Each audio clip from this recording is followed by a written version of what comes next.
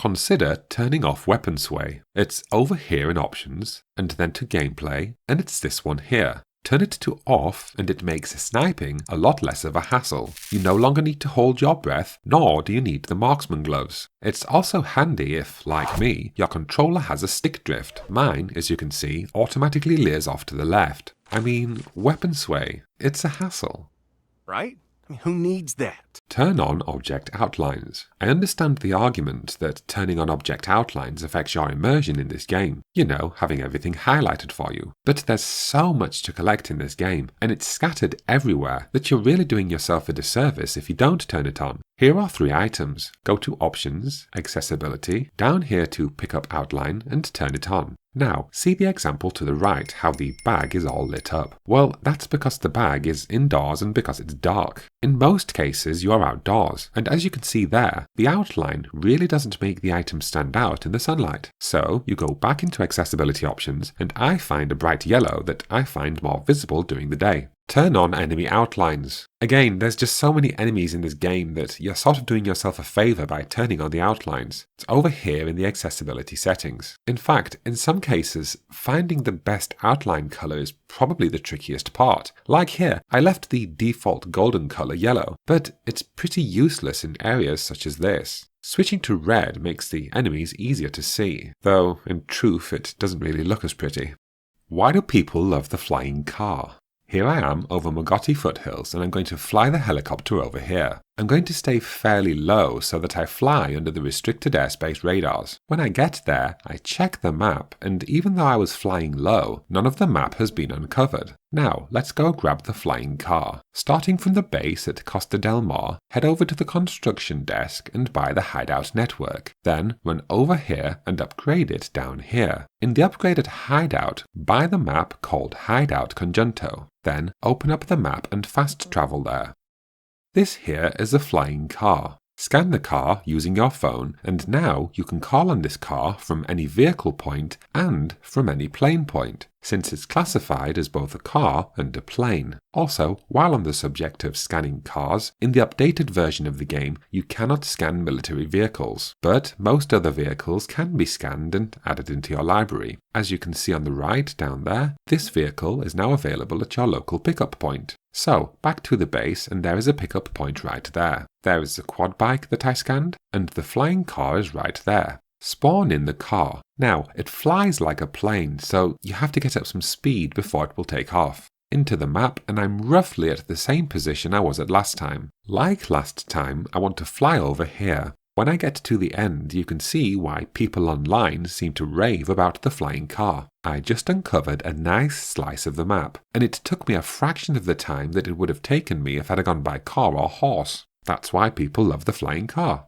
Turn off inverted plane controls. The reason the plane controls are so difficult is partially because of the tilt controls, and partially because when you start the game, the controls for up and down are inverted by default. Make things easier on yourself, go to Menu, go to System, to Options, to Controls, go up here to Transport, down to Plane, and you can see here the controls. Go here and turn Invert Plane Pitch to off. In my opinion, you will find flying a lot easier with this turned off. Also, the sprint controls says Classic. On consoles, this means that you have to push in the L3 analog button every time you want to sprint. Here in the options you can change this, and then all you need to do is push the analog stick in the forward direction and you will sprint automatically. Get the Scrounger outfit from the starter island. Libertad crates can be found on locations noted on this map of the starting island. A Libertad crate's contents are random. You get Supremo Bond or a piece of clothing. But there is somewhat of an order in which the items of clothing will appear. After only a short while, the Scrounger items will start to spawn. They may also appear in the starter island store. The coat spawns more crafting materials when you pick them up. The gloves gather more pesos and ammo from dead soldiers, and from much farther away. The shoes allow you to pick up things while you are in a vehicle. This means it's now actually worth your while running over wild animals and enemy soldiers. The Scrounger jeans are situational. They improve the repair tool power, but more importantly, they automatically repair vehicles while you are inside of them. The Scrounger helmet says that it will tag containers through walls, but even without the helmet, the game will tag containers and resources through walls anyway, so don't bother with the Scrounger helmet because it really isn't worth it. Getting the Parkour outfit and prisoner pants for super speed.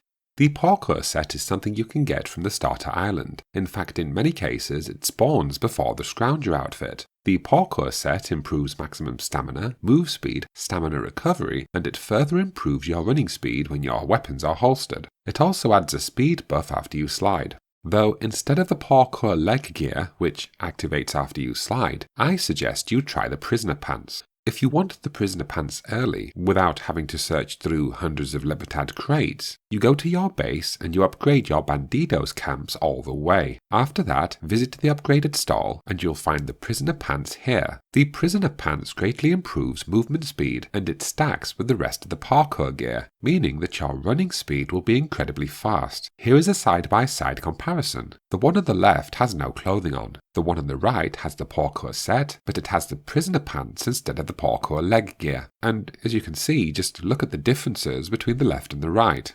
Game on! Yeah, game on!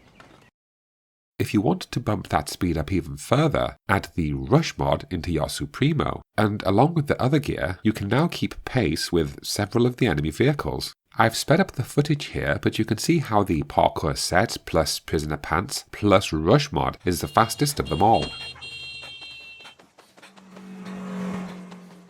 Double your hijacking rewards with the prisoner shirt. If you are hijacking an FND convoy, be it a metal supply truck, a gasolina truck, or a medical truck, when you drive it to the drop-off place, make sure you are wearing the prisoner shirt. It doubles the amount of materials that you get from the drop-off. The prisoner shirt is in Libertad crates much later in the game, or you can upgrade the Bandidos barracks, as shown in the previous tip, and you can get them early. And again, all you need to do is put it on just before you deliver the truck. Do this and you double the rewards that you would have otherwise gotten. The button here allows you to switch out your loadout. Outfit sets don't have to match. There is no benefit to wearing a complete set. You can see here, I've picked and chosen the best pieces that I believed would best suit my purpose.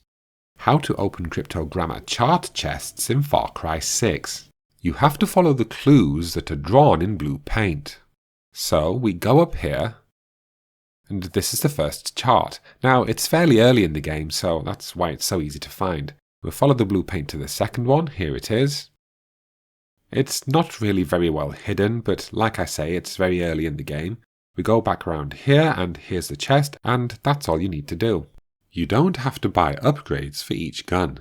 When you buy a mod or attachment for a certain type of gun, it unlocks for all weapons of that variety. This means that if you invest in a mod like a scope, you are not just investing for that single weapon. The same attachment will work on all the other weapons of that variety. I only mention this because some people wait to unlock the best guns before they start buying mods and attachments, but there's no need to wait. The super awesome suppressor you bought for your starter guns will still work on the highly advanced guns. I did the water race called the Walking on Water Wipeout, and at the end I was given the double clutch sniper rifle. Now the clutch came with the enhanced scope 3-star mod. It was already attached. Since that is the case, the enhanced scope mod is now unlocked for all varieties of sniper rifle. As you can see here, I can now put the same mod on the 308 carbine, and I don't have to pay in gunpowders and materials. I can just straight up install it. The same is true for mods. When you buy them for one gun, they are usable on several other guns too.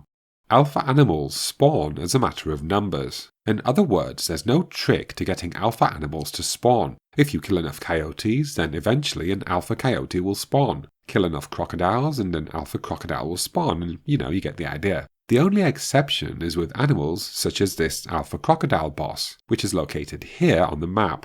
A little like the alpha animals on Red Dead Redemption 2, you can blow this crocodile up and you still get the tradable lever and you get the alpha crocodile skin. But this isn't true for all the bosses. I blew up this big thing, and I still got the tusks, but the alpha skin came out as damaged meat. I wouldn't rely too much on hunting alpha animals to get industrial circuits. You'll probably run across alpha animals anyway, through simple luck. I got far more industrial circuits through the Los Bandidos missions than I ever did through hunting alpha animals. Use flying vehicles to beat time interception missions. This sounds obvious, but having a flying machine will beat almost every interception mission in this game. The developers are relying on the fact that many people cannot be bothered to run back and spawn something that flies, and in many cases I suppose they were right, but nevertheless, the interception missions are far easier when you fly there.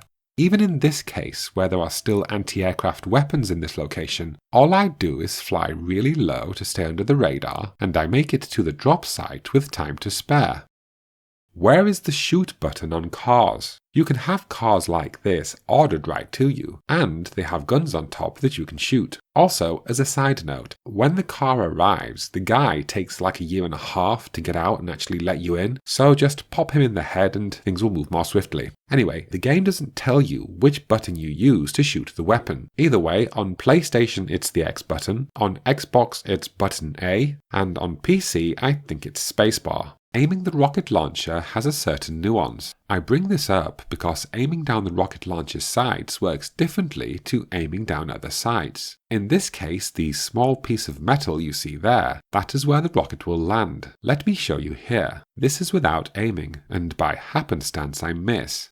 See there, the tiny bit of metal, that is where the rocket lands after firing. Another thing about the rocket launcher is that it doesn't have bullet drop. This means it fires in a perfect straight line, even if you are far away. Once I learned where and how to aim, things like this became a lot easier.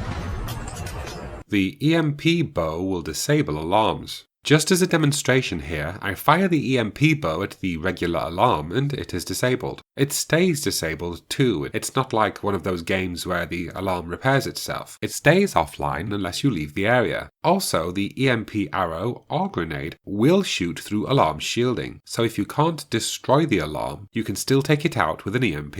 If you are looking to take down helicopters more quickly, just add the EMP arrow to your bow. Do this and you can drop helicopters out of the sky and, in many cases, forcing them to land. In other cases, destroying them completely. How to find more Bandidos leaders. You will find new leaders as you progress through the various stories in the game, but that can take a long time, so get a head start with the Wing and a Prayer quest. It is a relatively short mission and, as you can see there, it gives you 2 new leaders as a reward. These Bandidos missions are pretty lucrative when it comes to making money, or pesos as they are called in the game.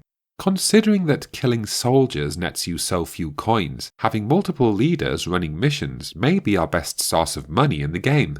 Set Los Bandidos operations before you go to bed. They operate in real time, not in playable game time. So, for example, this one here says 6 hours, but that doesn't mean that you have to play the game for 6 hours before it activates. You can turn off your computer right now, wait 6 hours, turn it on again, and the operation will be ready to complete. That is why I suggest that you set your operations before you finish playing the game for the day. That way, when you play the game again the next day, the operations and their various rewards will be waiting for you. The best mods are not always the most ideal. The most expensive or advanced mods are not always best suited to your circumstances. Take this top-level sniper scope. It zooms in 10 times, but it has this sucky awful drawn-in scope marker. I much prefer the large sniper scope rank 3. It doesn't zoom in as far, but it is pinpoint precise.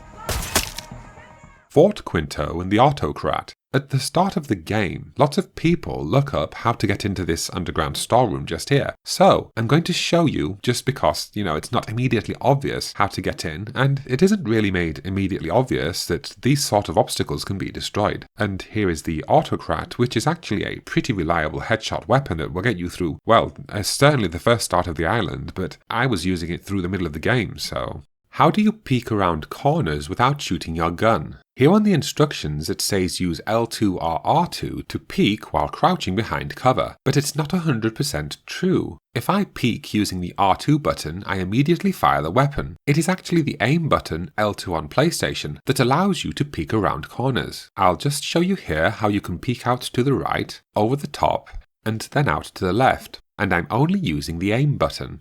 Don't bother shooting cameras. As you can see here, when you take out the alarm, you also take out the camera. Since your goal is usually to take out the alarms anyway, it is often superfluous to necessity to take out the cameras first. I'm not saying you shouldn't do it, I'm just saying that in most cases it's unnecessary. Get intel from enemy informants and then eliminate them. It's a classic move from Grand Theft Auto. You use the person for their services, and then you take them out to recoup some of your funds. I only mention this because people forget that the enemy guards are still guards even after you've paid them. They will still turn a gun on you if you start acting suspicious. Plus, there's no downside to taking them out, so why not do it?